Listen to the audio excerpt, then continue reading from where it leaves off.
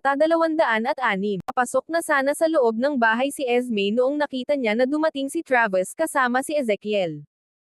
Lumapit siya sa kanila. Hindi niya gusto si Travis. Sa totoo lang, nagalit pa siya sa kanya. Inihayag ni Travis sa publiko ang kanyang intensyon na pakasalan siya at pinagbawalan ang sinumang lalaki na maging masyadong malapit sa kanya. Dahil doon, wala siyang kaibigang lalaki sa buhay niya. Noong siya ay nasa paaralan, ang kanyang mga kaklase na lalaki ay hindi naglakas loob na makipag-usap sa kanya. Maging ang mga guro niyang lalaki ay napalingon sa kanya. Sa makatuwid, kinasusuklaman niya si Travis. Gayunpaman, nagpapasalamat siya kay Travis sa pagpapakita niya kay Ezekiel. "Hello, Dr. Moniz. Ako si Esme Bailey," pakilala niya. Tumanggo si Ezekiel, dala ang hangin ng pagmamataas. Inaasahan niya na ang mga pamilyang nasa matataas na uri ay papansinin siya bilang isang alibughang manggagamot. Kakailanganin nilang makasama ang kanyang mabuting panig dahil maaaring kailanganin nila ang kanyang tulong balang araw. Hindi masyadong inisip ni Esme ang kanyang kaiabangan. Nagpaliwanag siya ng may pag-aalala, "Dr. Moniz, malubha ang sakit ng dad ko. Pakiusap gamutin mo siya." Pero pinigilan siya ni Travis. "Esme, your dad will be fine with Dr. Moniz around. But I need to have talk with you before Dr. Moniz checks on your dad. Huwag ka nang magpaligoy-ligoy pa. Sabihin mo na lang sakin ang mga kondisyon mo." Alam ng matalinong si Esme ang nasa isip niya. Tumanggo siya. "Sige. Didiretsuhin na kita. Alam mo naman na ilang taon na kitang gusto. Kaya nga gusto kong magkaroon ng pagkakataon na maalagaan ka habang buhay." Ang orihinal na plano ni Travis ay maglaan ng oras at makuha ang puso ni Esme, at tiwala siya sa plano dahil siya ang noble young master. Ang hindi mabilang na mga kababaihan ay maaari lamang managinip na matulog sa kanya. Sa paglipas ng panahon, napagtanto niyang mali siya. Matapos ang mga taon ng paghabol kay Esme, nanatili siyang walang malasakit sa kanya, kahit tumanggi. Nagalit sa kanya ang realisasyon. Higit pa rito, nawala ang lahat ng pasensya niya nang makita ang pakikipag-ugnayan ni Esme kay Sebastian noong araw na iyon. Kaya naman, pinili niya ang pinakasimpleng solusyon, ang pag-alok ng tulong kay Ezekiel sa kondisyon na pakasalan siya ni Esme. Bakas sa ekspresyon ni Esme na nakita niya ito. Walang pag-aalinlangan, tumanggo siya. "I promise to marry you kung gamutin ni Dr. Moniz ang papa ko." Natutuwa akong marinig iyon. "Dr. Moniz, pasok na tayo," sabi ni Travis na may masayang ngiti. Dumating silang tatlo sa kwarto ni Bob, kung saan pinaabot ni na Marie at Rowan ang masigasig na pagtanggap kay Travis. Pinakitunguhan nila si Ezekiel ng may sukdulang paggalang. Humihikbi si Marie, "Mr. Lloyd, salamat. Hindi namin alam ang gagawin kung hindi ka pumayag na tumulong." Ngumiti si Travis sa kanya. "Mrs. Bailey, don't mention it. We're family. By the way, I haven't tell you the news, Esme has agreed to marry me." "Esme, totoo ba yon?" Tanong ni Marie sa anak, alam niyang hindi kailanman nagustuhan ni Esme si Travis. Ito ay isang panig na pag-ibig. Tumanggo si Esme kay Marie na mukhang tuwang-tuwa. "Oh, ang galing." Bumaling si Marie kay Travis at same time itong pinayuhan, "Mr. Lloyd, ipapailalam ko sa iyong pangangalaga ang aking anak. Tretuhin mo siyang mabuti, kung hindi, hindi ako magpapagaan sa iyo." "Don't worry, Mrs. Bailey. I won't upset her in any way. By the way, si Travis lang." Travis was equally excited about his marriage with Esme. Bagamat nag-propose siya kay Esme sa pamamagitan ng underhanded tactics, at the end of the day, inangkin niya ito. Binalak pa niyang matulog kay Esme ng gabing iyon. Kung tumanggi siya, ipipilit niya ang sarili sa kanya. Kasabay nito, naisip niya sina Lillian at Lyra ang magugustuhang magpinsan na hindi niya makakalimutan. Nagpasya siyang bisitahin ang Ravenview pagkatapos magpalipas ng gabi kasama si Esme. Sa Ravenview, aangkinin niya pareho sina Lillian at Lyra, idinagdag sila sa kanyang harem. Lalong nadagdagan ang excitement niya sa naisip. Habang tinakbuhan niya ang mga ideya, Lalo siyang naiinip. Dr. Moniz, please get to work as soon as possible. Kapag tapos na ang trabaho, tutuparin ko ang aking salita at gagantimpalaan kagaya ng ipinangako. Tumanggo si Ezekiel sa kanya at binasa ang pulso ni Bob. Kabanata 207. Hindi nagtagal, nagbago ang ekspresyon ni Ezekiel. Nagtanong si Marie ng may pag-aalala, Dr. Moniz, kamusta ang lagay ng asawa ko? Si Ezekiel, na pumuputok sa kanyang dibdib, ay kumpiyansang sumagot, Mr. Bailey ay may matinding sakit, ngunit hindi ito magiging isyu sa akin sa paligid. Magpapa-acupuncture ako sa kanya, at siya ay magkakamalay pagkatapos. Pagkatapos, ako ay bigyan mo siya ng Race Eta hanggat umiinom siya ng gamot sa loob ng 3 araw, pinapangako ko na gagaling siya. Si Ezekiel ay puno ng kumpiyansa sa kanyang kakayahan sa medisina. Pagkatapos ng lahat, siya ay isang alagad ng kataas-taasang isa. Karamihan sa mga tao ay kilala ang Supreme One para sa kanyang tactical na kahusayan at katalinuhan sa negosyo, ngunit iilan lamang ang natutunan tungkol sa kanyang pambihirang kadalubhasaan sa medisina. Ang pagiging coach ng Supreme One ang pangunahing dahilan kung bakit nagawa ni Ezekiel na makuha ang titulo ng alibughang manggagamot ni Dragosta. Bagaman si Ezekiel ay nasa ilalim lamang ng pangangasiwa ng kataas-taasang isa sa loob ng ilang buwan, ang kanyang mga kasanayan sa medikal ay bumuti ng walang humpay. That's awesome! Emosyonal na komento ni Marie, at napaluha si Esme sa kaligayahan. Maayos naman si Esme na isuko ang kanyang kaligayahan kapalit ng kalusugan ni Bob. Ito ay lubos na sulit. Agad na sinimulan ni Ezekiel ang acupuncture treatment para kay Bob. Ang kanyang deft moves ay nagpatunay sa kanyang mga taon ng karanasan at kahusayan. Mukhang maayos si Bob nang ipasok ang mga unang karayom. Gayunpaman, bigla niyang iminulat ang kanyang mga mata nang ipasok ni Ezekiel ang ika-7 karayom.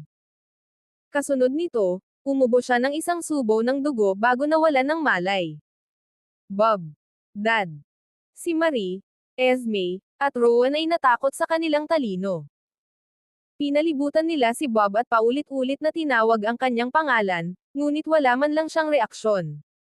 Dr. Moniz, pakitingnan ang tatay ko. Udyok ni Esme. Ganon din ang pagkagulat, dali-daling sinuri ni Ezekiel ang pulso ni Bob. He knitted his brows and mumbled, bakit nangyari ito? Hindi dapat ganito.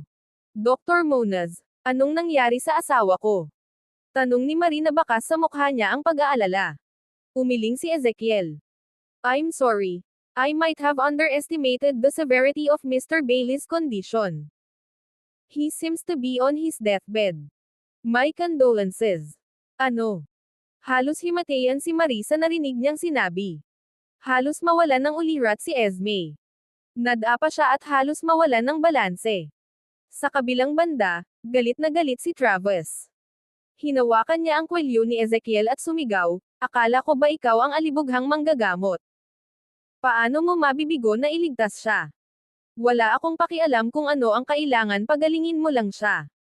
Nagalit siya dahil ayaw niyang mawala ang pag-asang pakasalan niya si Esme, hindi pagkatapos nitong pumayag sa kanyang proposal. Lahat ng dati niyang pagsisikap ay mauubos kung hindi mailigtas si Bob. Mr. Lloyd, wala akong magagawa dyan kahit takutin mo ako. Naghihingalo na si Mr. Bailey, pagtatalo ni Ezekiel na may nakakaawang ekspresyon. Nilabanan ni Travis ang pagnanasang sakal si Ezekiel at tuluyan na siyang binitawan. Si Ezekiel Moniz ay isa pa ring magaling na doktor. Ilang taon na ang nakalipas, iniligtas ni Ezekiel ang buhay ni Benjamin. Kahit na gumawa siya ng pagkakamali sa pagkakataong ito, sigurado si Travis na magagamit pa rin si Ezekiel sa hinaharap. Samantala, si Esme naman ay lumuha sa kalungkutan. Isang ideya ang biglang sumagi sa kanya. Dali-dali niyang kinuha ang pil na ibinigay sa kanya ni Sebastian at pilit itong ibinaon sa lalamunan ni Bob. Esme, anong pinakain mo kay Dad? Binatukan siya ni Rowan. Ibinigay sa akin ni Dr. Wilder ang tableta. Sabi niya, makakatulong ito sa pagpapatatag ng kalagayan ni tatay, paliwanag ni Esme. Kalokohan. Kahit si Dr. Moniz ay nasa dulo ng kanyang katalinuhan. Hindi makakatulong ang pildores ng rogue na doktor. Tahol ni Rowan sa kapatid. Tumawa si Travis. Tama ang kapatid mo, Esme. Naniniwala ka ba na mas mabuti ang pandaraya kaysa sa alibughang manggagamot? Natahimik si Esme. Sa totoo lang, nag-aalinlangan siya tungkol sa bisa ng tableta, ngunit wala siyang pagpipilian. Kahit na maliit ang pagkakataon, mas gugustuhin niyang subukan ito kaysa panoorin ang pagkamatay ng kanyang ama. Kabanata 208. Lumipas ang ilang minuto, ngunit nanatiling tahimik si Bob. Ang pag-asa ni Esme ay unti-unting namatay habang si Marie ay umiiyak. Nalungkot si Rowan, at si Travis naman ay puro galit. Walang pakialam si Travis sa buhay ni Bob, ang tanging inaalala niya ay gawing kanya si Esme. Sa sandaling iyon, binuksan ni Bob ang kanyang mga mata nang walang babala. Si Esme ang unang nakapansin, at tuwang-tuwa siyang napabulalas. Tay, gising ka na. Ang iba ay mabilis na nagtipon sa paligid ni Bob. Nag-aalalang tanong ni Rowan, Tay, ano ang pakiramdam mo? I feel fine, sagot ni Bob bago umupo sa kama, na ikinagulat ng lahat. Napaluha si Esme sa tuwa. Gumagana ang gamot ni Dr. Wilder. Ngumuso si Travis. Don't celebrate yet. How could that brat cure a patient that Dr. Moniz failed to save? For what we know, he might be experiencing terminal lucidity. Ang kanyang pananalita ay muling nag-alaala. Hinimok ng lahat si Ezekiel na suriin muli ang pulso ni Bob.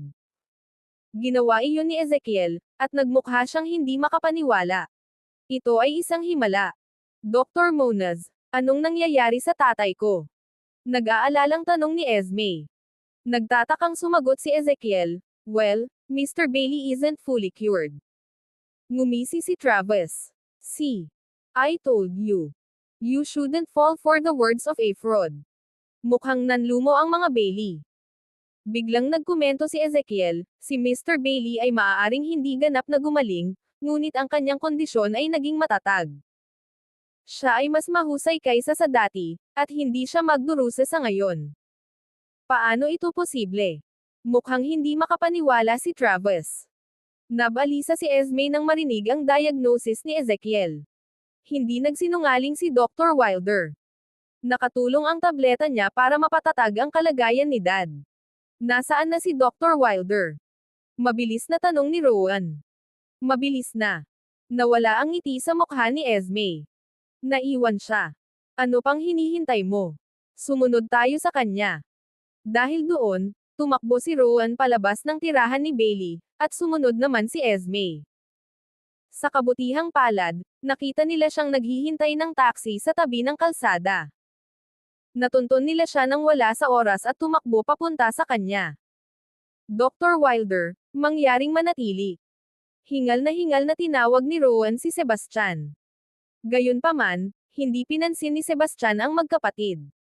Alam niya na tiyak na ininom ni Bob ang kanyang tableta. Tumakbo si Esme kay Sebastian na may apologetic look. Dr. Bailey, I gave your pill to my dad, and it worked like a charm.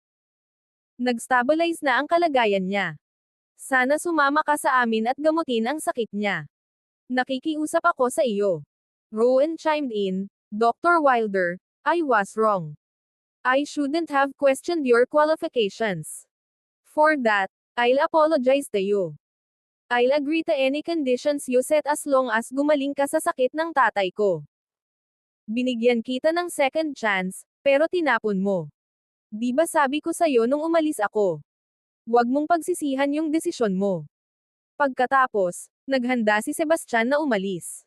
Sa pagkakataong iyon, napaluhod si Rowan sa harapan ni Sebastian. Dr. Wilder, nagkamali ako. Please give me another chance.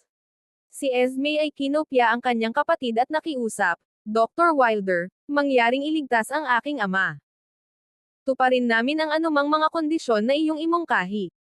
Ang mga Bailey, na pumapangalawa sa 10 malalaking pamilya, ay may mataas na katayuan sa lipunan.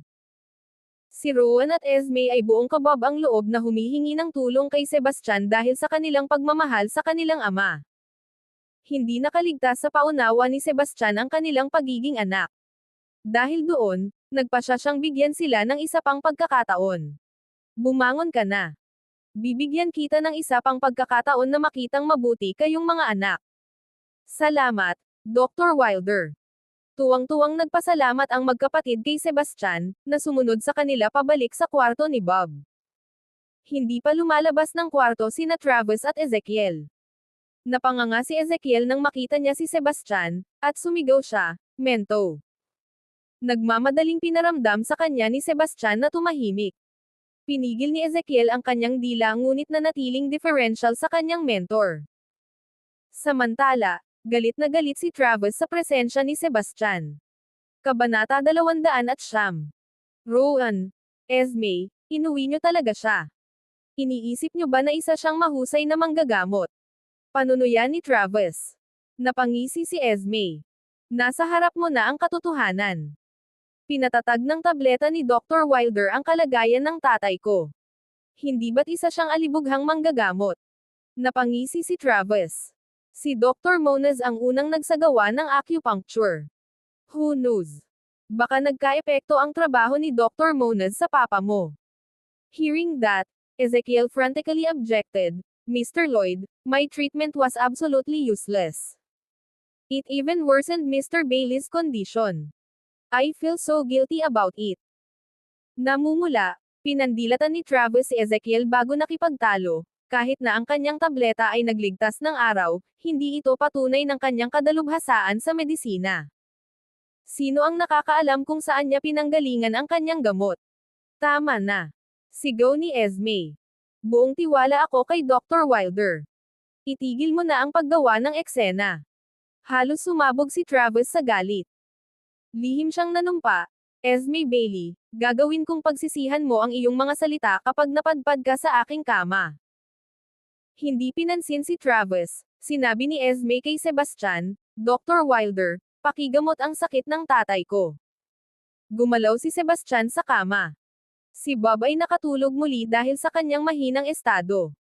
Sa kabutihang palad, mukhang bumuti si Bob pagkatapos uminom ng tableta. Nang walang karagdagang ado, hinubad ni Sebastian ang shirt ni Bob, inilatag ang mga karayom, at nagsimulang magsagawa ng flying acupuncture sa kanya. Nanlaki ang mga mata ni Ezekiel. Sa hitsura ng paghanga, nakatuon siya sa proseso sa takot na mawala ang anumang mga kawili-wiling sandali.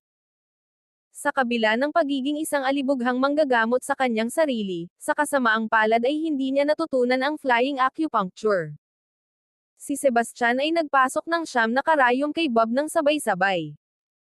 Pagkatapos, idiniin niya ang kanyang palad sa dibdib ni Bob at itinutok ang kanyang enerhiya sa katawan ni Bob. Halos kaagad, ang mga karayom na ipinasok kay Bob ay nagsimulang kumikinang at pumipintig ng mahina.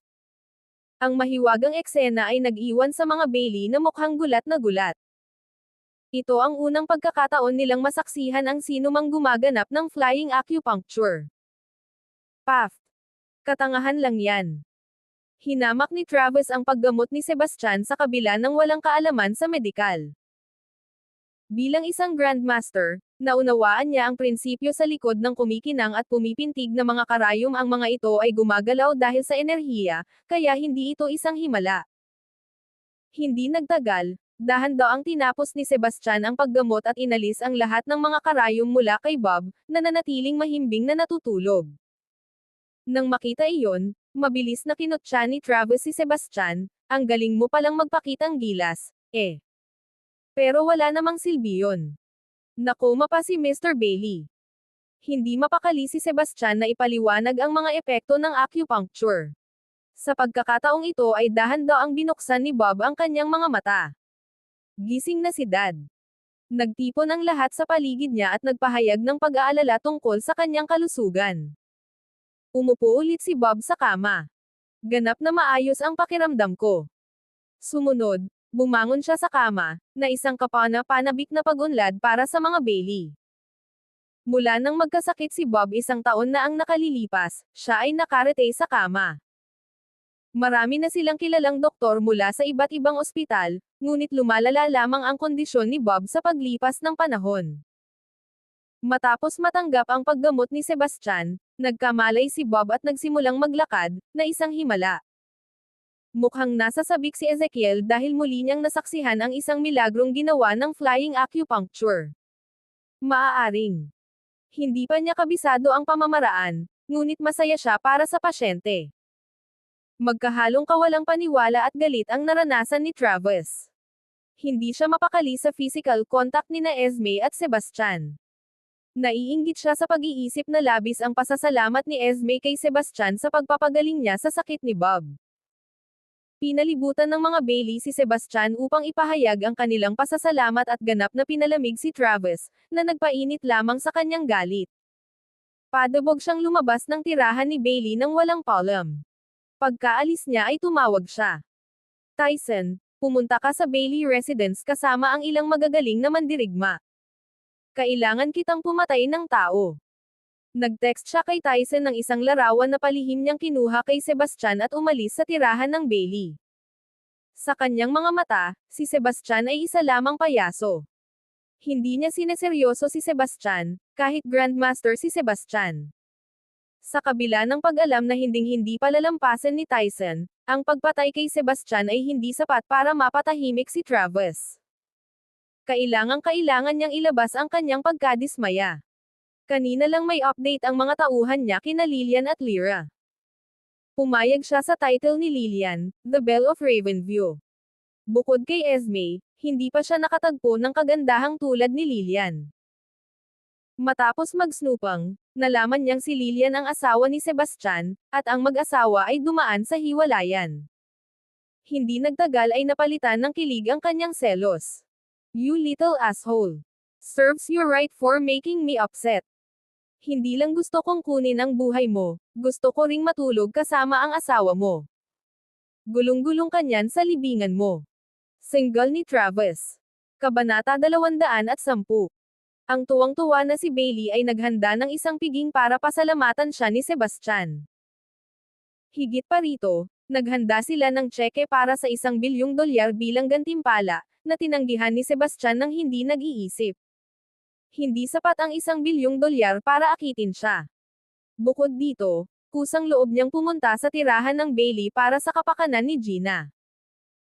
Si Bob ay sumuko sa pagkumbinsi sa kanya pagkatapos ng ilang pagsasaalang-alang. Ipinapalagay niya na si Sebastian ay dapat na kumikita ng mahusay bilang isang mahuhusay na doktor. Sa makatuwid, hindi nakakagulat na ituring niya ang pera bilang pangalawang alalahanin. Mr. Wilder, ito ay maaaring isang medyo mapanghimasok na tanong, ngunit ikaw ay may asawa. Pagkatapos ng ilang inuman, biglang nagtanong si Bob kay Sebastian. Natigilan si Sebastian. Tumanggo siya ngunit umiling muli na ikanalito ng lahat.